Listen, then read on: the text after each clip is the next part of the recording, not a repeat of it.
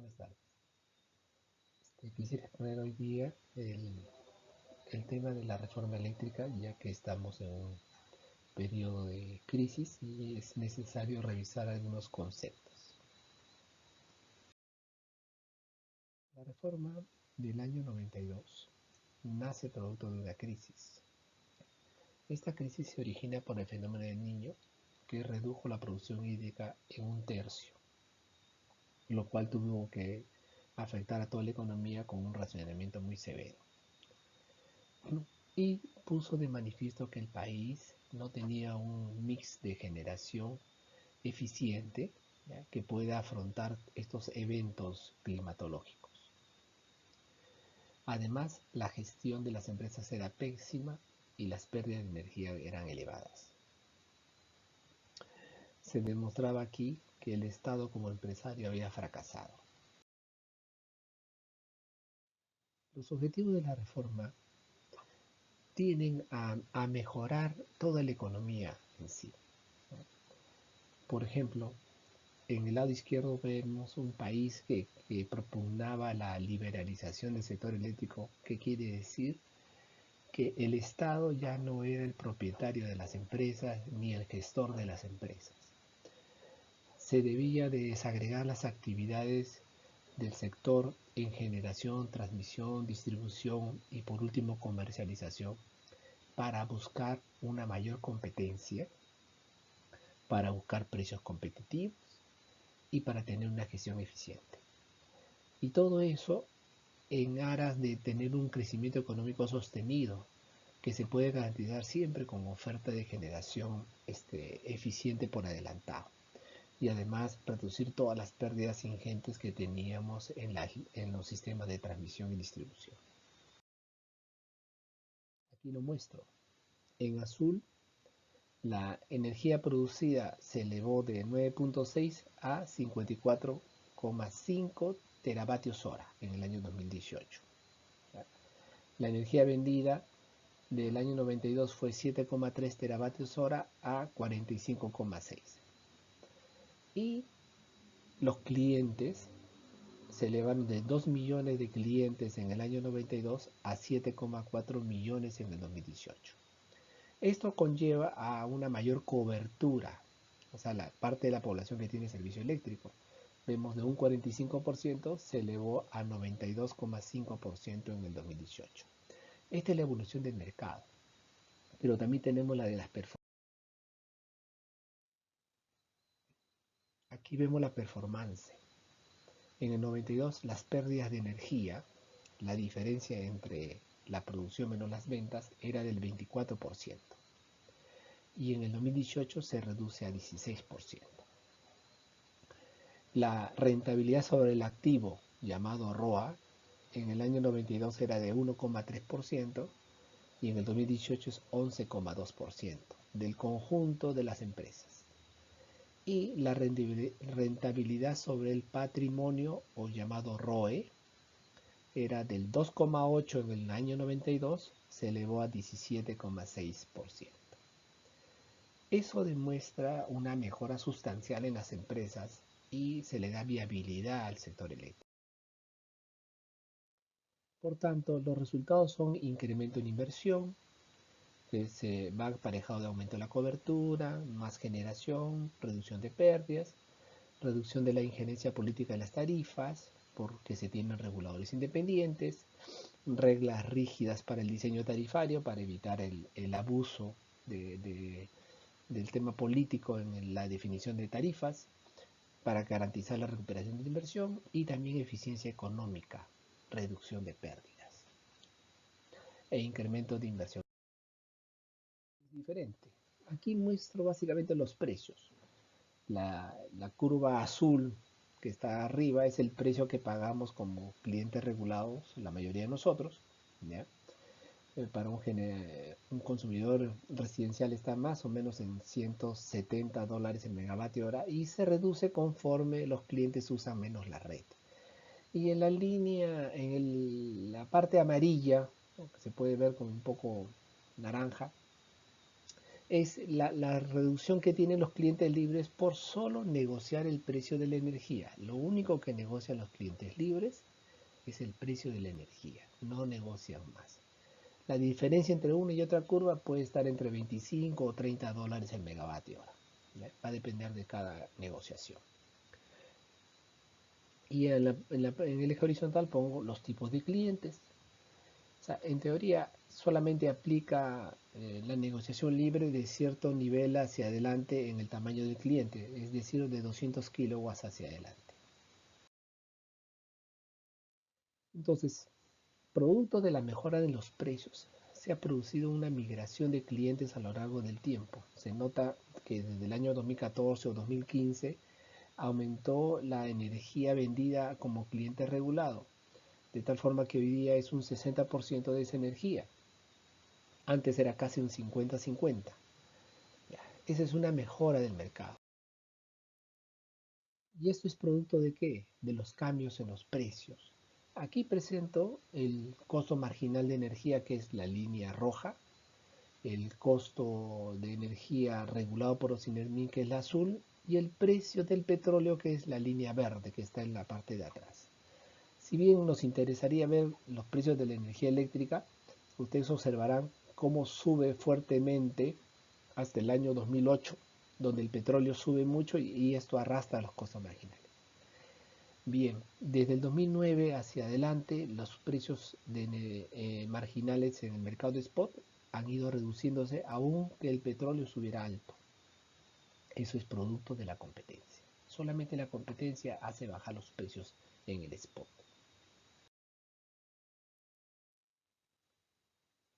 En esto yo menciono la volatilidad y el riesgo. En el eje vertical está el precio y en el eje horizontal está el riesgo medido como desviación estándar. He puesto tres indicadores: el precio de barra que regula Sinermin, el precio del WTI o el precio del barril de petróleo y el precio del mercado de spot. La desviación estándar entre los diversos precios que se ha tenido para el precio de barra ha sido del 20%, para el WTI 60% y para el spot 100%. ¿Qué quiere decir? Que una mayor desviación estándar significa más riesgo. Se ve altamente la volatilidad, tiene mucha volatilidad. Eso nos dice que es muy peligroso firmar contratos contra el precio spot. Por eso es que el precio spot no sirve para pagar inversiones, no es estable. Los bancos prefieren más el precio de barra o un precio regulado con el cliente, un precio muy estable. Entonces, hoy día el precio de barras tiene un valor mucho mejor que el precio spot y muchos agentes lo desean en sus contratos. ¿Qué debemos hacer? Primero, no debemos perder de vista los objetivos del sector, que son, por el lado de la seguridad de suministro, son diversificación de fuentes, tenemos que ver las renovables y el gas, tenemos que ver también la desconcentración de la generación, el uso eficiente de la energía, que eso implica una gestión óptima o eficiente del gas natural por parte de... Además, mejorar los precios de la electricidad, ya que estos sean competitivos siempre, reducir barreras de acceso a los agentes, o sea, permitir que más agentes puedan entrar y competir, y barrera de acceso también al cliente para que participe de estas ofertas. Entonces, en esta reducción de barreras, yo lo que propongo es la creación de un comercializador independiente. Además, el tema de la planificación y la regulación de las infraestructuras esenciales, llámese gasoductos, llámese líneas, esos son infraestructura esencial, ¿ya? Para dar suficiencia en la generación, para tener un mejor plan de transporte de energía, ¿ya? Y regular los accesos al gas de camisea, porque el gas de camisea a la larga se va a convertir en un activo esencial para el país. Entonces, además, hay costos por el desarrollo de la política energética que no tienen que ser pagados por los usuarios, sino por el generador, por el Estado. Hay que recordar siempre los principios de la ley de concesiones, en el sentido que las actividades que pueden ser competitivas se mantienen como no reguladas.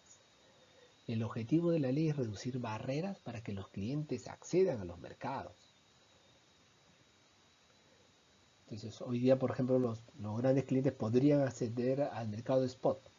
Hay que mejorar las reglas de acceso. Y los clientes entre 200 kilowatts y 2500 kilowatts también pueden aceptar a ir al mercado libre o viceversa. Al final, la agrupación de clientes libres se convierte en un gran cliente que al final es como si fuera un gran comercializador. Entonces ya estamos aplicando esas reglas, pero no lo queremos hacer mucho más tras. Otro tema que señala la ley es que las redes de transmisión y distribución son monopolios de acceso abierto y regulado en su totalidad. ¿Ya? El pago de las redes deben ser siempre simples, para que cualquiera sea la naturaleza del cliente se pague lo mismo. La suficiencia de la diversidad de la generación depende del ministerio y de sus estudios de planificación. La suficiencia de la transmisión depende del COES, de OCINERMIN y del mismo ministerio. La suficiencia, en cambio, de la red de distribución depende de los concesionarios. Si no tienen una tarifa justa o promotora, siempre las redes se van a detener. Un tema importante es el rol comercial de las empresas. Los generadores siempre están obligados a producir e inyectar energía al SEIN por mandato del COE según sus costos variables. Los generadores que desean firman contrato con los clientes, sean estos distribuidores o clientes libres. Y los generadores y distribuidores tienen la connotación de suministradores en los contratos libres. ¿Ya? Y un suministrador es un agente que hace una inversión, que la respalda, su compra o venta lo respalda con esa inversión. Entonces, no es un comercializador independiente, depende de las inversiones. Entonces, la comercialización no se ha desarrollado en la ley de concesiones de forma independiente, siempre ligado a un generador o a un distribuidor. Pero hoy día queremos promover la competencia. La competencia requiere más agentes independientes y la competencia real debe llevar a reducción de precios. Entonces, todos los agentes siempre ven el mismo costo marginal. Para todos es lo mismo, pero cada uno controla su riesgo en función del respaldo de generación que tiene atrás. Entonces, el problema a veces se presenta cuando hay saturación en la red de transmisión, por ejemplo en el sur, que podrían crear picos en los precios que podrían afectar a un comercializador. Ya, eso también tiene que cubrirse el comercializador. Por otro lado, la promoción de la red. El Estado decidió promover red como una forma de diversificar la cartera de generación y a la vez reducir emisiones de CO2. ¿No? Algunas redes han bajado de precio desde el 2010 fuertemente y ya pueden tener precios muy competitivos. Pero los costos de la promoción de la red no deberían de ser asumidos por el cliente, sino por el Estado como parte de su política energética. Porque si elevamos las tarifas reguladas, ¿ya? Lo que vamos a crear es un incentivo para que los clientes abandonen ese segmento y se pasen a un segmento donde no pagan esos costos.